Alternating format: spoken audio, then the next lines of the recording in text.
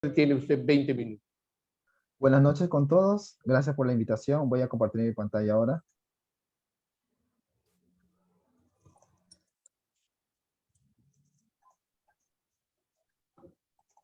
Un ratito.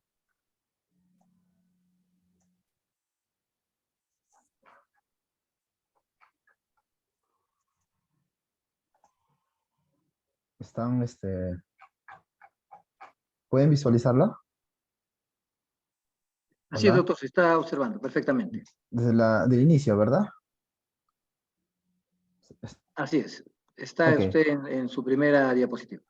ok. Buenas noches con todos. Voy a hacer la presentación. El tema asignado es síndrome GEL y complicaciones cardiovasculares postparto. Bueno, empezaremos primero haciendo una breve explicación del síndrome GEL y luego hablamos de las complicaciones cardiovasculares. Bueno, el síndrome GEL, como introducción, tenemos que aparece más o menos de 5 a 9 cada 1000 gestaciones y más o menos del 10 al 20% de los casos de preeclampsia severa hacen síndrome GEL. Más o menos aparece que el 70% de estos casos ocurren ante parto, sobre todo antes de las 37 semanas. Y el 10% puede ocurrir incluso antes de las 27 semanas. El Hospital Almenara tuvo una incidencia más o menos entre el año 2005 y 2008 de 45 casos, considerado como una complicación de la preeclampsia severa, y ocurre más o menos un 0,17 a 0,85% del total de embarazos. Y su mortalidad puede llegar hasta el 24%. En la maternidad de Lima, entre el año 2014 y 2016, en UCI encontraron un total de 49 pacientes con síndrome GEL. Si hablamos un poco de la estadística reportada en la maternidad de Lima, tenemos que de las causas de trastornos reproductivos del embarazo fue reportado más o menos el 8%, que está, digamos, de la mano con la estadística mundial, tanto el año 2019 y el año 2020. ¿Ya? Y de los cuales más o menos representa un 2% lo que es la presencia del síndrome GEL y en ambos casos. ¿Ya? Entonces, sí llevamos de la mano que el síndrome GEL está presente, no del todo dentro de los trastornos reproductivos del embarazo, probablemente por el manejo que se realiza a la paciente, pero en los casos que ya pueden evolucionar a mayor por la demora en la atención, por la demora en el diagnóstico, por no estar en el lugar ubicado o adecuado, y cual dependa de un traslado previo para su manejo, es que la paciente puede evolucionar a un cuadro como este tipo, como el síndrome GEL. Dentro de las causas en general de mortalidad materna, el trastorno reproductivo del embarazo representa ya la principal causa de mortalidad, representando más o menos el 31% a nivel general desde el año 2016. Entonces, es importante que hablemos de este tema porque es importante reconocer, porque puede ser un indicador para salvar la vida de una paciente. Como le mencioné, representa los trastornos reproductivos del embarazo el 31% de las causas de mortalidad materna. Entonces, ¿qué es el síndrome GEL? Es una complicación obstétrica ya descrita desde el año 1983, en la cual se compone de tres aspectos, generalmente evolución de una preeclampsia severa, se considera como una complicación de una preeclampsia, en la cual va a coexistir hemólisis, una elevación de enzimas hepáticas y plaquetopenia. Es importante que para hablar del diagnóstico de síndrome GEL debamos encontrar estas tres alteraciones a nivel de laboratorio. La hemólisis, la elevación de enzimas hepáticas y la plaquetopenia para poder considerarla como tal, como síndrome GEL. Bueno, de por sí ya estamos hablando de un contexto de una paciente con diagnóstico de preeclampsia. Y todo esto va a ocurrir, como ya lo han mencionado, por un desbalance a nivel de factores angiogénicos y factores antiangiogénicos. Hay que entender que esta es la causa o esta es la manifestación común a diferentes tipos de etiología que puede tener la preeclampsia. Y esto va a llevar a una disfunción a nivel del daño, a una disfunción endotelial, que se va a manifestar por alteraciones, como le mencionaba, a nivel de factores angiogénicos con antiangiogénicos, como ver disminución del óxido nítrico, disminución de las prostaciclinas, va a aumentar factores o marcadores que van a, digamos así, antiangiogénicos como el SFTL1 o el S-endoglen, que van a llevar a este desbalance mencionado. Entonces, todo esto se manifiesta o va a ser precedido por factores de riesgo que en la paciente probablemente van a estar antes del embarazo o al inicio del embarazo. O sea, probablemente va a haber también de por sí una predisposición genética, una paciente que va a llegar a una edad gestacional determinada, en la cual obviamente va a llegar con una edad ya que inicia su embarazo, un índice de masa corporal, que probablemente va a tener unas enfermedades asociadas de por medio, como por ejemplo la diabetes, hipertensión arterial previamente antes del embarazo. Puede haber enfermedades placentarias, como lo que es la enfermedad molar, que puede conllevar a un aumento de sustancias antiangiogénicas, factores inmunitarios también, o embarazos múltiples. Todos estos factores de riesgo que una paciente pueda tener a lo largo de su eh, embarazo van a conllevar a este desbalance endotelial. Estamos hablando de disminución de factores angiogénicos como el PIF y aumento de factores antiangiogénicos como el SFLT1 y el S-endoglen. Entonces, todo esto de acá va a conllevar a esta alteración. Generalmente, existen receptores de membrana o proteínas transmembrana que van a recibir esta señal de, digamos, de una vasodilatación, una relajación normal endotelial. Pero va a haber sustancias, como le mencionaba, como el SFLT1 y el S-endoglen, que van a alterar o van a evitar que estas sustancias angiogénicas actúen sobre sus receptores. Es por eso que ocurre una disfunción endotelial. Va a denominar la vasoconstricción. Y todo esto se va a manifestar a nivel de los órganos, a nivel de alteración útero-placentaria, con un bebé, por ejemplo, que va a tener una restricción del crecimiento intrauterino, va a haber posibilidad de muerte fetal, DPP. A nivel renal se va a manifestar con proteinuria, insuficiencia renal. A nivel hepático, como es uno de los criterios que vamos a mencionar, que es la elevación de las enzimas hepáticas por necrosis a nivel de su tejido, a nivel celular. Una alteración a nivel del sistema hematopoyético porque va a haber una anemia microangiopática en la cual va a producir hemólisis, por lo tanto disminución de la hemoglobina, anemia. También vamos a tener a nivel cerebral lo que es cefaleas, convulsiones, hemorragias intracraneales, infarto cerebral, que es propia manifestación de una alteración endotelial a nivel del cerebro. A nivel del páncreas también se va a manifestar pancreatitis, a nivel de los pulmones, alteración de la vasodilatación, de la ventilación, síndrome de estrés respiratorio del adulto, a nivel de intestino, isquemia intestinal, a nivel de visión, retinopatía hipertensiva, por en este caso por el sistema endotelial afectado a este nivel, cardiomegalia, disección de aorta, una hipertensión crónica o una hipertensión muy elevada. Ruptura esplénica también puede ser una manifestación de una preeclampsia. Como ven, el daño a nivel de la preeclampsia puede ser a nivel de todo lo que compone endotelio, o sea, en todos nuestros órganos se puede manifestar una alteración de la preeclampsia. Como les mencionaba, esta disfunción endotelial va a alterar todo el equilibrio angiogénico que debe existir en el nivel del endotelio. Va a producir alteración según el daño en cual estamos o del órgano que se encuentra afectado mayormente. El caso del síndrome GERD, como le mencionaba, va a haber una alteración a nivel hepática, va a haber una alteración produciéndose una anemia microangiopática por la hemólisis que va a existir. Entonces, el síndrome GERD, como le mencionaba, primero existe una lesión endotelial, luego va a haber esta lesión endotelial, el cuerpo en sí va a querer reparar a través de depósitos de fibrina, y esto va a generar un vaso o un endotelio, digamos, de forma alterada o lesionada, que va a no permitir el paso de los eritrocitos y va a generar una lesión a ese nivel. Por lo tanto, va a haber una lesión endotelial que va a provocar anemia microangiopática. Es una hemólisis secundaria al paso de los glóbulos rojos por esta lesión endotelial.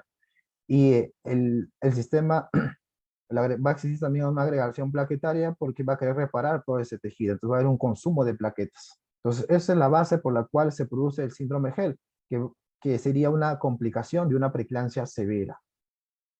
Entonces el síndrome GERD se ha asociado con mayores tasas de morbilidad y mortalidad, como le mencioné.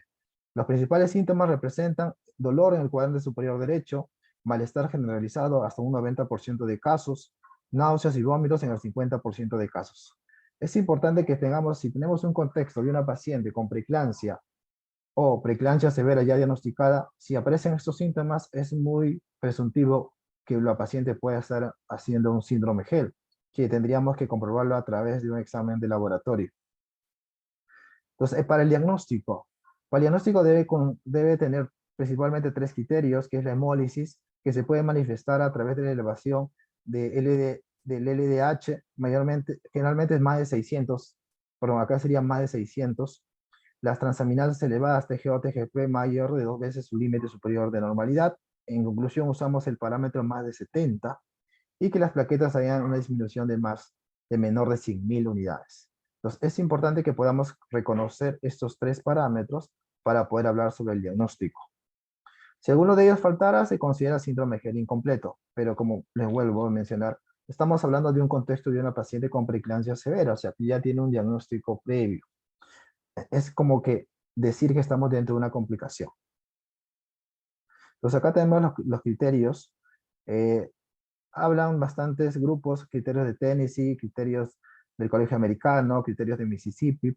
Entonces nosotros usamos más los criterios de Tennessee, en la cual consideramos que para que exista un síndrome GEL debe haber disminución de las plaquetas a menos de 100.000, 3GO-TGP mayor de 70, y si hablamos de hemólisis, una forma de darnos cuenta es que esté la LDH elevada, más de 600. Claro, va a depender que tengamos ese reactivo en nuestro laboratorio. Podemos usar otro marcador como es la bilirrubina indirecta o la elevación de bilirrubinas al predominio indirecto, que es otro marcador que usamos, alternativa al LDH. Entonces, teniendo en cuenta estos criterios, podemos hablar sobre el diagnóstico de síndrome GEL. Y como les vuelvo a repetir, dentro de un contexto de una paciente con preeclampsia severa. En la mayor parte de más del 80% ocurre así, siempre dentro de una paciente que tenga presión alta. Muy poco, o sea, menos del 20% tiene que aparecer este cuadro sin diagnóstico de presión alta. O sea, la mayoría, gran parte, es por preeclampsia severa. Entonces, hay que recordar que también hay que hacer un diagnóstico diferencial con otras patologías que pueden tener el mismo cortejo sintomático o alteración de laboratorio, como es el hígado graso agudo del embarazo, que principalmente lo diferenciaremos por la presencia de hipoglucemia. A diferencia de las otras patologías, no cuenta con hipoglucemia. La púrpura trombótica trombocitopénica también es otro diagnóstico diferencial, que lo diferenciaremos mayormente por la presencia de una plaquetopenia severa. Hablamos de menos de 20.000. El síndrome GEL sí tiene la disminución de sus plaquetas, pero raramente baja a menos de 20.000. Sobre todo es menos de 100.000, entre 100.000 y 20.000. En síndrome hemolítico urémico, caracterizado por una paciente probablemente de una enfermedad crónica, que tenga ya una insuficiencia renal ya muy marcada, que es el principal criterio. Lupus eritematosos sistémicos, otra paciente que probablemente tenga un cuadro crónico de por medio antes de su embarazo, y la cual se pueda pensar cuando encontremos anticuerpos antifosfolipídicos. También hay otro, bueno, actualmente con el contexto del COVID, también se ha considerado una de las posibles causas lo que llamamos preeclampsia light, en la cual sí se ha manifestado con alteración de la presión arterial a nivel hepático, lo que es plaquetopenia, pero ahí lo diferenciaremos obviamente por el cuadro asociado a que una neumonía que presente, más lo que es a través de una radiografía de tórax que te evidencia la neumonía, y obviamente la prueba de COVID positivo, ¿no? Que sería parte también del diagnóstico diferencial. Entonces, hay que tomar en cuenta siempre estas posibilidades como diagnóstico diferencial ante una paciente con síndrome GEL. Entonces, ¿cuál es el manejo? Generalmente va a depender de la edad gestacional de la paciente. Si lo tomamos en cuenta como ser parte de una paciente con preeclampsia severa o ya con preeclampsia, debemos entender que el manejo siempre va a ser en lo posible terminar el embarazo. ¿Por qué? Porque ahí es la forma de, digamos así, disminuir la probabilidad de complicaciones. Y obviamente si estamos hablando que la paciente está en embarazo, tenemos que también tener en cuenta al segundo paciente, que es el feto.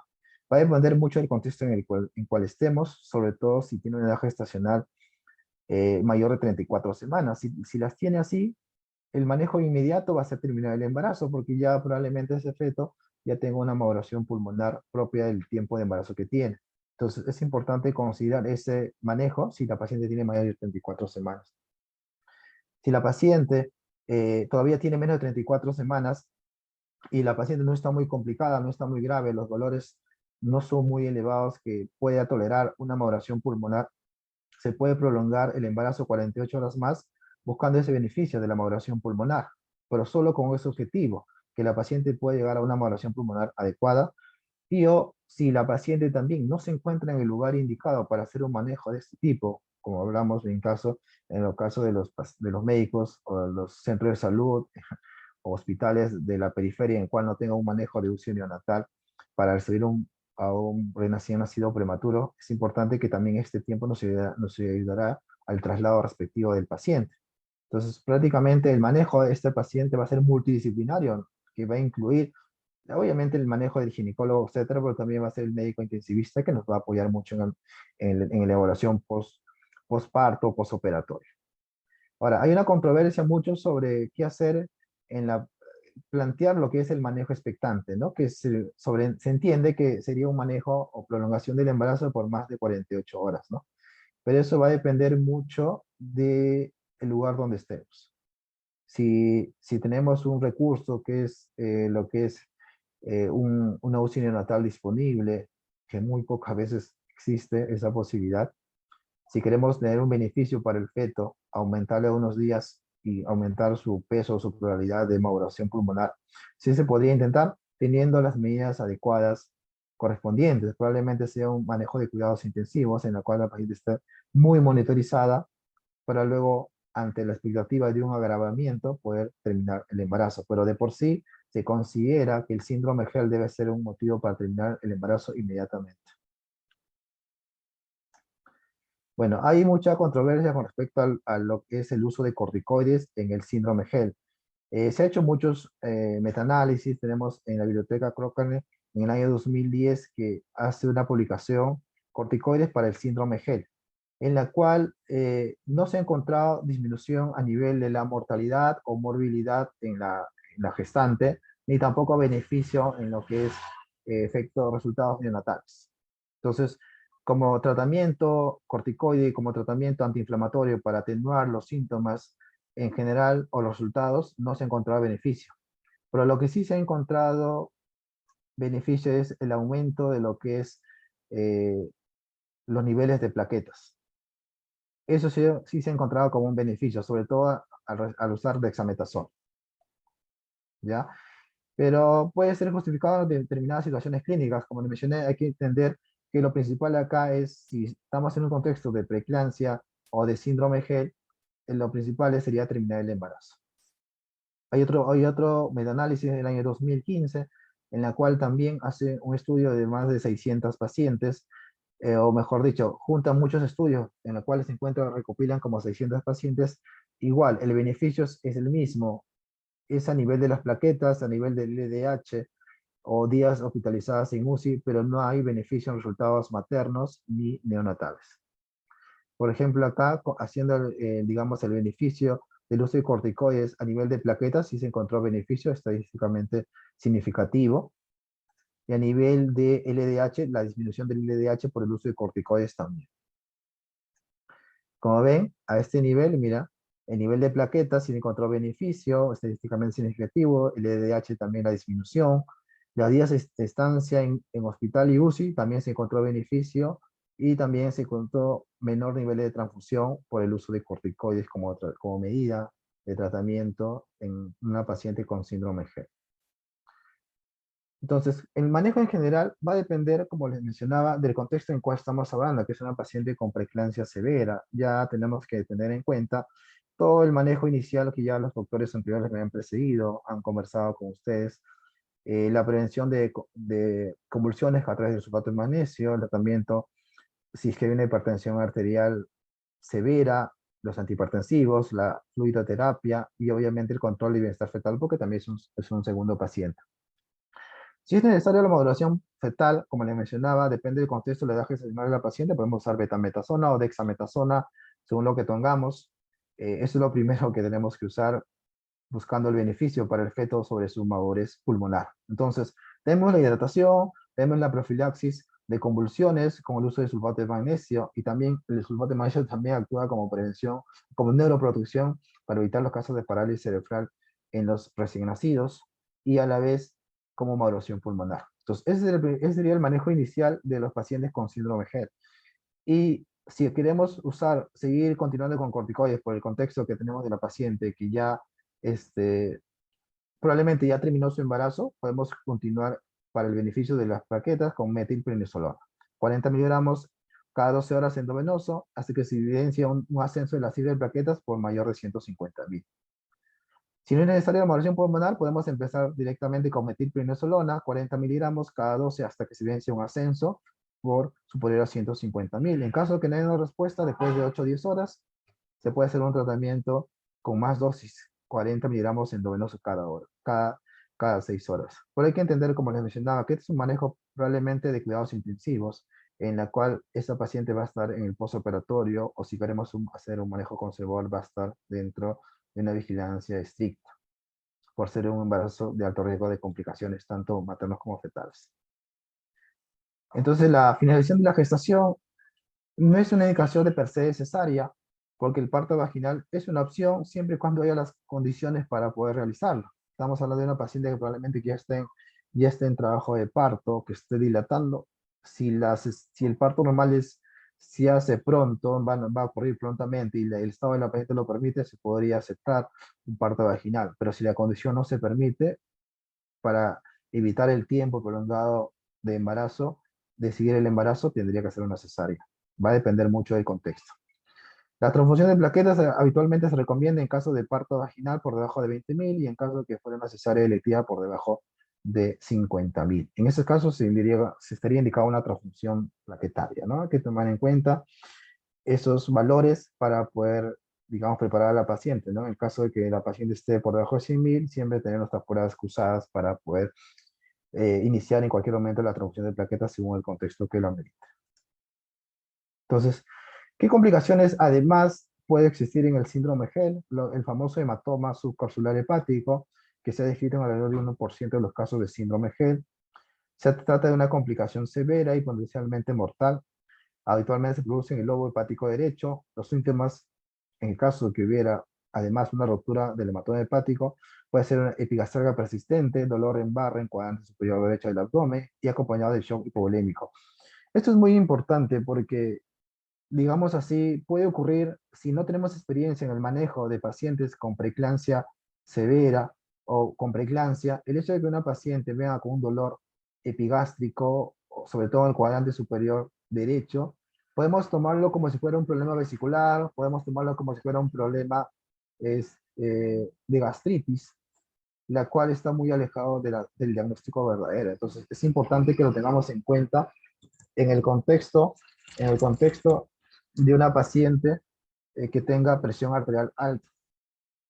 Porque sí ha ocurrido casos en la cual te piden interconsultas en una paciente que puede haber algún médico que no sea ginecólogo y está pensando en gastritis, pero como es gestante hacen la interconsulta respectiva, pero al final es una paciente probablemente con una complicación de una preeclampsia severa. Bueno, eso es con respecto a lo que es síndrome GEL, y ahora un poco sobre complicaciones cardiovasculares en el posparto. Se ha visto que todas estas pacientes tienen secuelas y probablemente dentro de un periodo de más o menos de 5 a 10 años van a manifestar alteraciones a nivel cardiovascular. Acá tenemos un estudio de la Asociación Americana del Corazón en el año 2017, en la cual ven el incremento de riesgo de enfermedades cardiovasculares en todas las pacientes que han tenido un diagnóstico de trastorno depresivo del embarazo, que puede ser preeclampsia, hipertensión gestacional, hipertensión arterial crónica, lo que preeclampsia sobreviene a una hipertensión arterial crónica. En esos 4 tipos de pacientes con trastorno depresivo del embarazo se ha encontrado mayor incremento de riesgo para enfermedad cardiovascular. Entonces, en este estudio se ve que hacen más o menos a un promedio de 70.000, digamos, buscan historias clínicas, 70.000 pacientes, encuentran que los registros de 1.158 encuentran que estas pacientes tenían una incidencia de preeclampsia y hipertensión gestacional que acudieron por un síntoma, una alteración cardiovascular. Retrospectivamente se buscó en sus antecedentes que tuvieran en sus anteriores embarazos o en sus embarazos antecedentes diagnóstico de preeclampsia, hipertensión gestacional, hipertensión crónica, preeclampsia. Entonces, en base a ese estudio se va a tomar las conclusiones siguientes. Entonces se ha encontrado, como ven acá... Un minuto, doctor. Disculpe. Perdón. Ya. Se ha encontrado riesgo al tener antecedente de preeclampsia para una futura hipertensión hasta 3 veces. Enfermedad isquémica cardíaca, 2 veces. En el caso de derrame o alteración cerebrovascular, no se encontró una asociación estadísticamente significativa. Para enfermedad renal, 4 veces. Y como podrán ver, en todas de ellas sí se encontró un riesgo elevado. O sea, mayor incidencia de complicaciones cardiovasculares en las pacientes que han tenido algún diagnóstico de trastorno progresivo del embarazo. Entonces, si comparamos a la paciente que en su embarazo tuvo una presión normal y en aquella que sí tuvo una presión alta, veamos que el riesgo de esa paciente con presión alta tuvo 5 veces más para una futura hipertensión y para una enfermedad cardíaca hasta 4 veces, para lo que es enfermedad renal hasta 4 veces. No hay una asociación estadística más significativa para el stroke.